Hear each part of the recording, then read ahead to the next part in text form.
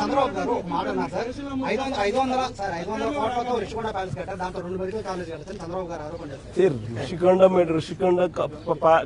రిషికొండలో నువ్వు చెప్పి hotel resort కార్యక్రమం ఏదైతే ఉందో 230 కోట్లు 240 కోట్లు అది పొద్దు విశాఖపట్నానికి నిజంగా ఆనిముత్యంగా ఉంది. అదే చంద్రబాబు నాయుడు యోగా కోసం, యోగా గుర్తుందా? యోగా అనేది గుర్తుందా?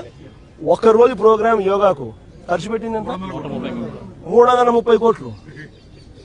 330 కోట్లు కనీసం నేనన్నా 240 కోట్లు పెట్టి బ్రహ్మాండమైన బిల్డింగ్ కట్టి విశాఖపట్నానికి తలమానికంగా ఉంది ఆ బిల్డింగ్. ఈ పొద్దు కూడా పోయినాను అనుకో, ఆ బిల్డింగ్ లోకి ఎవరైనా పోయి చూస్తే విశాఖపట్నం అంతా పోయిన టూరిస్ట్ ప్లేస్ కింద కనపడుతుంది.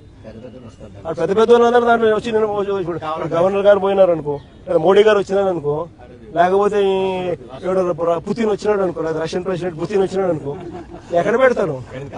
బ్రహ్మాండమైన రాజభవనం లాంటి బిల్డింగ్ అది 230 కోట్లతో కట్టినందుకు మాన్యుమెంట్ అక్కడ తయారైంది.